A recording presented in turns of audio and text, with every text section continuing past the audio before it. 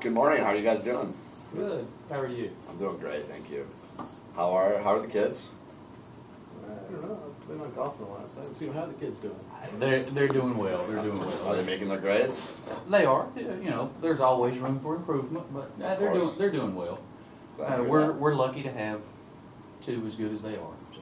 And Joan, how's work going? How's the real estate market? It seems to be improving a little bit. There's at least more conversations. Okay. So I'm talking to a few more people that are interested in at least starting to look for that new house, or they're interested in possibly putting theirs on the market or doing something. So transactions haven't really started ticking up, but at least the conversations have. So Okay. hopefully that'll be a good sign in the next few months. Well, many of my clients invest in real estate, so they're looking to buy and sell properties, and if any of them are looking for a real estate agent, would it be all right if I were to recommend you with a group of others? Please. I would Okay, love, awesome. love that. Ed, congratulations. Yeah. New New manager job's great. at Swift Productions. Swift is doing well. Glad New to hear job's that. great. So what's your new role? I manage a group of IT guys that work on the productions. Okay, awesome. It's a herd of nerds. All right, I like that. All right, guys. Before we get started, I just want to point one thing out. The document that I prepared for you today is it's a very valuable document, and from a monetary standpoint, and just the value that it's going to create for you in your life. But I want to point out, because I don't want this document to just collect dust, in some computer desk drawer. The average firm charges around $3,000 for this document, but for me and in my process to build your trust, we're providing this free of charge. Are you excited about that? That is great. Because I was getting ready to kick Ed if we were going to have to write a check for $3,000. He told us last time that he Well, wouldn't give us any money okay. thing, and he'd tell us ahead of time. I don't trust him. He's Thanks, built my Adam. trust. Thank you. So last time we talked about a lot of different things. We spread the cards out. Might have been a new experience for you. Tell me a little bit about that. It led to several interesting conversations. Like I said, we figured out after 20 plus years of marriage, we still disagreed on some things, and we had to talk about those more than I think either one of us really anticipated we would. But it was good. I think it was a good activity for us. It got us to really think about those things. So we didn't disagree on the kitchen or anything like that. Travel, golf money, no. Some people think that might be a little silly at first, but it really helps us put together a plan that revolves around both of you. Not just a plan for Ed, not just a plan for Joe, but a plan that brings both your goals together. So this is the actual document. There's 29 pages here. We're not going to focus on all of them. There's a few important pages. We're going to stick to those. If you guys have any questions going through the document later on this evening, later on this week, just give me a call and I'll address any concerns that you have. Does that sound fair? Sounds good. Okay. So what's the first thing you notice? It's circular, repeating. It's a big wheel. Just looks like it just Exactly. gonna keep rolling on. This wheel essentially represents our process and the continuous process. So as your goals change, as things in your life change, our plan is going to change. This is going to be a living, breathing document. It's not just a one and done. That's good. Does that make sense? Yep. All right, so we've already kind of gone through part of this. We've defined our major life goals. We've come up with the ideal and acceptable, and then through the cards, we've prioritized them. We're going to move through the process through this meeting, and then as we review and as goals change, we're going to update the document. So let's take a look at your net worth statement. And the one thing that stood out to me right away is this number right here. Ed, will you read that for me? $751,000.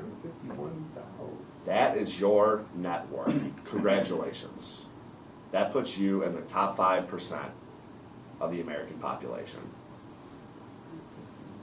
Worked hard to save that. Did you guys, have you heard of the 1%? Well, you guys are the 5%. And we're going to try to get you into the 1%, okay? Well, protesters. Take a look at these accounts. Is there anything that we might have forgot, or is there anything that might might be inaccurate. That's all accurate. And really, what we're talking about and really what started this discussion, Ed, was your IRA. Okay? But I noticed a few other accounts that I had some questions about. Tell me about this brokerage account.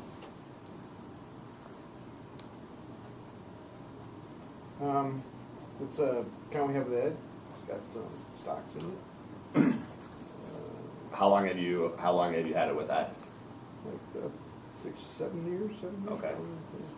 How's the performance been? Well, we kind of pick our own stocks, so sometimes we do good, sometimes we don't do so well. So. What type of research are you using when you're making those stock picks? You know, newspaper, online, talk to the Ed guy. You know, so. How's he been? He's kind of more of a mutual fund expert. So. Okay. Well, I think I might have some ideas on that account too. We'll touch base on that a little bit later. Joan, being in the real estate business, I see that you guys still have a mortgage on your house. Obviously, you're aware of where rates are right now. Have you guys refinanced in the past few years? No, we haven't. We talked about it, and one of us is more prepared to do that than the other one, so we're still trying to convince the other one we need to do that. Okay. Who's more prepared? Well, being in real estate, I understand what the rates are and how they might move, but you know, someone's really conservative. It's sort of like the stocks and the other things he's played with. He doesn't move as quick as I'd want to on a few things. So. But we have talked about that. We get a good quote. So I'm with Wells Fargo Advisors, but then we have the bank. So we're a subsidiary of Wells Fargo the bank, and Wells Fargo the bank actually handles about 1 in 3 mortgages in the entire country. So yeah, we have a lot of experienced experienced guys. That's not something that I specialize in, but I can be a resource for you with that. Okay. Again, 5%. Congratulations, guys. And have you ever taken a stress test? Yes. Why'd you take that stress test? Because it was for free, and I wanted a good check on my heart. All right. Well, anything free, I'm all about that too. We've stress tested your goals. So, what this represents is the stress test for your goals. We ran your life 1,000 times. And you got down on your knees and you proposed to Joan, and she said yes 1,000 times. And then we ran your goals through the simulation 1,000 times. These numbers 50, 75, 90, and 100, they represent the percentage that you were able to achieve your goals. So this blue area between 50 and 75 means that 50 to 75% of the time that we ran your goals, you were able to achieve them. This green area, 75 to 90, means that you're able to achieve your goals 75 to 90% of the time. And 90 to 100 would be 90 to 100% of the time. So, do you understand that? Yep. Knowing that, where do you think you would want to fall? Well, Blue, green, or red? Hey, you want to have an A or better. Right? That's like 90 or better. We expect the kids to bring home grades, you know, in that upper category. So. Okay. You guys are close. Ideally, you actually want to be in the green area. And let me explain that. There's an analogy I like to use. Do you guys fly often? Do you fly commercial? Yep. Okay. How early do you leave for your flight? 3 hours. 3 hours. Okay. Gotta get coffee, gotta get some traffic. Gotta go through Let's imagine leaving 3 hours before your flight to be this green area. Now, what if you left only an hour before your flight? Well, it's an hour and 15-minute drive. What are the chances you're going to make that flight? Close to 0. Close to 0. That is the blue target. Now, imagine showing up to the airport 8 hours before your flight. Why would you not want to do that? We'd just be sitting in the airport all afternoon. Lose some sleep. There's an opportunity cost. You're wasting time. You could be using that time to doing more valuable things. Same thing with your money. If we were saving too much for retirement, we're sacrificing our lifestyle today.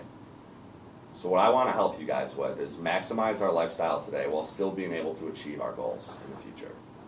It's a balance. Does that make sense?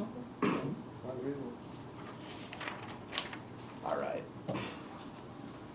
this is how your goals came through the stress test. You guys told me that in retirement, you'd like to live at least, at the very minimum, of $60,000 a year. Ideally, $90,000. My recommendation to you is that you can confidently live off of $70,000 in retirement. That's good, man. $10,000 extra. How is that gonna impact you? Going to St. Andrews, go golf. Going to St. Andrews? Are you gonna bring Joan? She can go shopping in London, I want to do that. London, okay. You get to travel. She might have decorations for the kitchen. Ed, you said that if you had to, you would work till 68. I'm telling you that you can retire at 65. That's 3 more years. No, it's not, it's 6 strokes off my 6 handicap. strokes, okay. There we go. Joan, same thing. 64, we're gonna have you at 61. You guys are both gonna be able to retire together. That's great, right? I know the kitchen was very important to you guys. Have you started any planning with that? Have you looked at any cabinets or anything? This is her program. Not yet. We were thinking it might be 7, 8 years before we would be able to really remodel the way I would want to do it, so. Well, I'm gonna tell you guys that you're gonna be able to do that a little sooner, Joan, because Okay. we're gonna be able to remodel the kitchen at your ideal time. And you're not gonna have $5,000 to do it. You're going to have $10,000 to remodel your kitchen. You guys mentioned you wanted to travel? No, it's 40,000, right? Excuse me, 40,000, thank you. It's hard to read upside down, Steve. It's tough, but I'm working on it. So yeah, you guys said 30,000, but we're gonna go with 40,000, okay? Okay. And then traveling is where the 10,000 comes in. You said at the bare minimum, we'd want $5,000 a year to travel. I'm gonna say double that. Take an extra trip. And that's every year? That's every year. Gets us to Australia. Yes, it does. You guys want to send your kids to school, of course. Everyone wants to provide a better life for their children than they were provided for themselves. And you're gonna be able to do that. At the bare minimum, you wanted to at least have $9,000 roughly to send the kids to school. I'm gonna tell you that you can double that, $17,000. And if the kids keep on making their grades, hopefully get some scholarships and grants, and hopefully they won't have to take out too much in student loans. There's gonna be a little cost to this. You're gonna have to save a little bit more.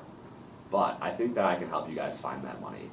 Ed, through your raise, and Joan, if we're able to refinance that mortgage and lower that monthly cost, I think that we can use that extra money to put towards your retirement. And it's not a cost to me, it's just a cost to your lifestyle right now. We're gonna save a little bit more for the future. Does that sound fair? Based on your raise and refinancing the mortgage, it should not affect your lifestyle at all. Yep. So, So we got here is where you guys ended up with our recommended goals. 81% confidence level. If we're just looking at the ideal, the bare minimum, 99% of the time. So there's definitely a major opportunity cost to that. Unfortunately, with all your ideal goals, the pie in the sky retirement, that's still gonna be a flip of the coin. So we're gonna focus on these recommendations, all right? Tell me what you know about the S&P 500 or the Dow Jones, the indices that measure the economy. Just index annuities. There's 500 large cap companies, and they report how they're doing. It kind of gives indications of how the whole economy is doing. Very insightful. When you see that go up or down, how does that make you feel? No, right now I invest in a couple of those companies, and so when it's going up, chances are they're going up. Okay, It's so going it's down, pretty chances- relative to right. you then. This is gonna be the Ed and Joan index, right here, this dot. This dot is going to measure how you guys are doing. It's gonna measure your accounts, the performance. It's gonna go up and down as your value goes up and down. This top line here represents that 90% threshold. Anything above here, we're in the red zone. Anything below this represents the 75% threshold. Anything below this, we're in the blue zone. We're back to the flip of the coin. So we want the dot to float between these two lines, and that's how we know that we're gonna be on track. Do you have any questions about that? You know, but how often does it update? Well, you're gonna be able to log in on your Wells Fargo Advisors account and look at the dot whenever you want to. And it's also gonna show up on your statements. And for whatever reason, if you're losing sleep at night and you don't have a connection to the internet, you can give me a call and I'll be able to update you on the dot as well. All right. So anytime it moves above or below, we need to either You know, you spend might wanna take a more- look at that, and you wanna be aware Save of where more. the dot's at. If we see a trend over time of the dot falling below the line, then we might have to reevaluate where we're at. But if it's down for a month or 2 months, we don't wanna make any knee-jerk reactions to the market. One of my jobs is going to be able to keep you guys on track financially, but also emotionally. Because investors tend to make emotional decisions with their money. I wanna help you guys take the emotion out of it, That's great. okay? So, this represents your current allocation. So, if we don't make any changes, there's a 56% chance that you're gonna be able to reach those recommended goals. Again, a flip of the coin. If we implement my recommendations, we have an 81% chance of reaching our goals. So, this is the long and short of it. And how are we able to accomplish that? How do you guys think we're able to accomplish Take that? more risk. Take a little bit more risk. More importantly, diversify out of this cash alternative, out of those CDs. They're earning pennies for you. So we're gonna increase your average return from 6.6% to 7.7%. Now to do this, we have to take a little bit more risk. See right here, the downside risk is minus 5.5. We're gonna increase that a little bit to downside of negative 6.1. What that means is on any given year, there's a 1 in 20 chance that your account could be down 6.1 or more, excuse me. So, how are we gonna do that? Tell me what you know about mutual funds. We're a fund manager, goes out and buys equities and, you know, to pool them, and that way people can invest smaller amounts and get into the market. Okay. Do you have mutual funds in your 401ks? Probably. I know there are a few in mine. They're really sort of limited. I mean, some of them are sort of focused on international or an emerging market, whatever that may be. Okay. But it, at least recently, has been performing pretty good. But then there's another one that's, I think it's something conservative, and it really hadn't done anything very well. So, other than I look at them and in my 401k, there's not a lot of options, so I haven't really paid a tremendous amount of attention to them. Well, my recommendation, the vehicle that we're gonna use to implement my recommendation is going to be a basket of mutual funds. And that's gonna give us a couple layers of professional management. We're gonna have the actual fund managers who are managing the mutual funds. We're gonna have our team of analysts in St. Louis telling us which mutual funds that we're allowed to use, which ones have been scrubbed. And then we're gonna have myself. We're gonna have myself. Excuse me. Analyzing your goals and then figuring out which funds are gonna best suit your needs. Okay? Okay. And the product that we're gonna use to do this is called Fund Source. And it's an advisory platform. So the old way of doing business was pretty transactional based. If you wanna buy mutual funds, you would pay between a 5 and 6% commission to get into the fund. With me, there's gonna be no cost to get in or out of the platform. And we're gonna rebalance on a quarterly basis. Traditionally, every time you would rebalance, you would have to pay a 5% fee to buy the new funds and then sell the old funds. We're gonna do that for you behind the scenes, and there's gonna be no commission to do that. And that's gonna lock in your gains. So we're gonna continually be selling high and buying low, and that's what you wanna do. Specifically, a couple of funds we're gonna look at are the PIMCO Total Return Fund. This fund is managed by a gentleman named Bill Gross, and he's a think tank when it comes to fixed income. The Federal Reserve actually uses him as a resource when they're deciding what to do with interest rates. One of the other funds that I wanted to highlight was the American Fund. American Funds is one of the oldest mutual fund companies in its existence, and they use a team approach. So in that fund, you're gonna have several layers of manager in itself. Now there is a cost. We mentioned there's no commissions to buy the funds, but there's a fee. So the fee that I charge is 1.5%, and that's what myself and Wells Fargo charge for our advice. And then the funds themselves have a cost as well.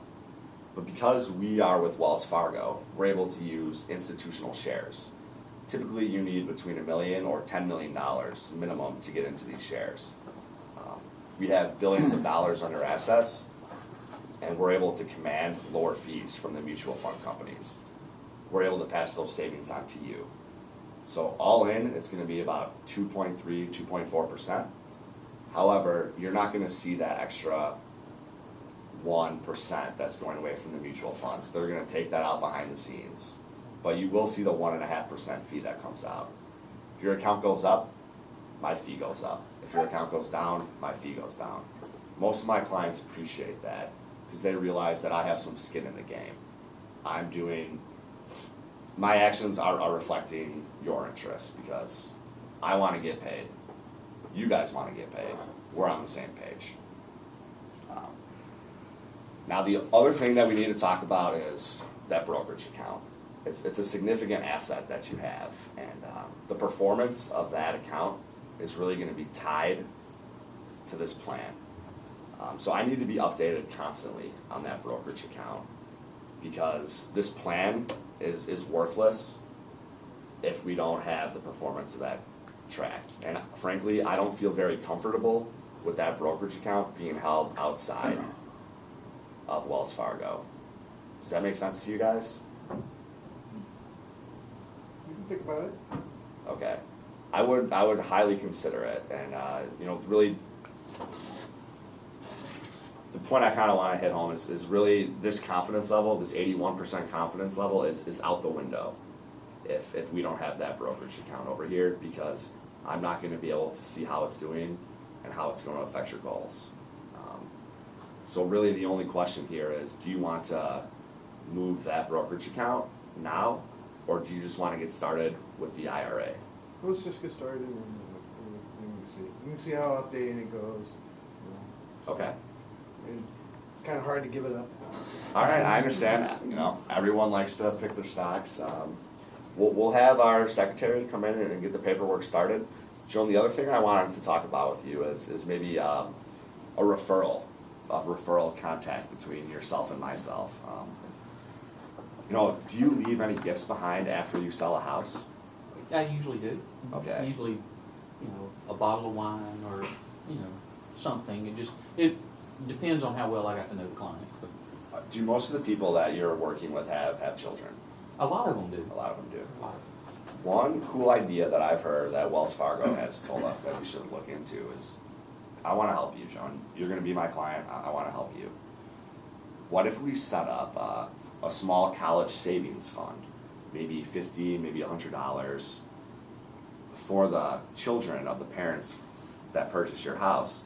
I can set that up for you, and I think that would be a great thing for you to do. That's a nice idea. And then when the people who you sell that house to tell their friends, they'll say, hey, not only did I buy my house from this person, they found my dream home, but they also helped me set up a college fund for my kids.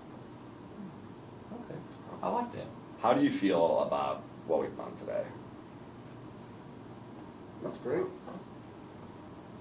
I'm pretty confident that we stick to the plan. What is your favorite part about this whole process, Ed?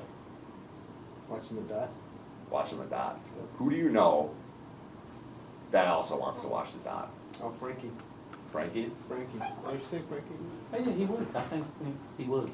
He likes to keep track of exactly what he's doing. and how his investments are. He wants to tell us about them all the time. Okay. What is, do you mind if I give Frankie a call? I'll introduce you. Okay. Awesome, I would appreciate that. Joan, is there anyone that maybe you sold a house to recently that might be interested in something like this? Well, like I said, it's been more conversation here in the last several months. I haven't really been able to close. I've got one couple Okay. that I've shown a few homes to, and they've got 2 kids. So I really like the idea, and hopefully if that works out, we'll be in touch and we can do the 529. Okay, thank you. I really get paid in 2 ways. Obviously I earn a fee for the work that I do, but the other way I get paid is through referrals. So my clients help me build my business, and I really appreciate that. And the one promise that I'll make with any referrals that you give me is I will treat them the exact same way that I treated you guys. So you can confidently know that they're gonna go through the same experience that you had. I wanna make everybody special. Well, thanks again for coming in. Thank you. I'm gonna give you guys a call later on today. We're gonna set up an appointment just to review everything, make sure everything's transferred properly, and we'll follow up every so often, okay? Okay. All right, thank you.